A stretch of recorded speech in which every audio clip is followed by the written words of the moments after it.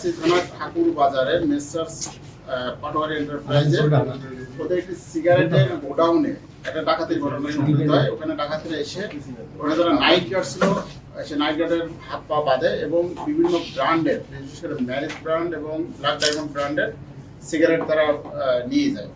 এছাড়া মোবাইলও নিয়ে যায় তারা। এই ঘটনা সংঘটিত হওয়ার পর থেকে সেখানে পুলিশ যায়। পুলিশ যাওয়ার পরে ওখানে পুলিশের যে আইনগত যে ঘটনাস্থলে যে আইনগত যে ব্যবস্থা, এই ব্যবস্থাগুলো আমরা গ্রহণ করি। তাৎক্ষণিকভাবে আমরা ওখানে সিসি ক্যামেরা ফুটেজ বিশ্লেষণ করি, ওখানে বিভিন্ন সোর্স নিয়োগ করি এবং এছাড়া এর ইতিপূর্বে যারা বিভিন্ন ঘটনার সাথে যারা সম্পৃক্ত এই ডাকাতদের ব্যাপারে আমরা তথ্য সংগ্রহ করি। এক পর্যায়ে আমরা জানতে পারি যে আন্তঃজেলা ডাকাত দলের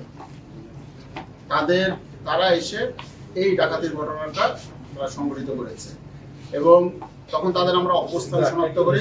এই অবস্থান আমরা ঢাকা, লক্ষ্মীপুর এবং গাজীপুর জেলায় তাদের অবস্থান পাই। বিশেষ করে ঢাকা জেলার সাভার এবং কেরানীগঞ্জে এই অবস্থান পাই। এরপর আমরা ঢাকা জেলা পুলিশের সাথে আমরা যোগাযোগ করি এবং ঢাকা জেলা পুলিশের সহযোগিতায় সারাস্তি থানার একটি টিম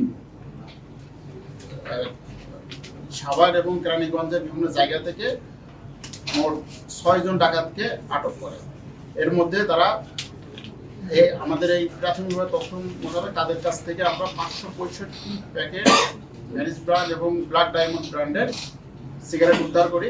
এছাড়া 10,000 যারা ডাকাতির মালামাল বিক্রি করছে এরকম 10,500 টাকা উদ্ধার করি আর 5টি মোবাইল উদ্ধার করা হয়েছে। এরপরে তাদের দেওয়া তথ্য মতে লক্ষ্মীপুর জেলা থেকেও আরেকজন ডাকাতকে লক্ষ্মীপুর জেলা পুলিশের সহযোগিতায় আমরা আরেকজন ডাকাতকে আটক করতে সক্ষম হয়। প্রাথমিকভাবে তারা এই ঘটনার সাথে সম্পৃক্ত থাকার ব্যাপারে আমরা তথ্য পেয়েছি এবং তাদেরকে বিজ্ঞ আদালতে আমরা হাজির করব।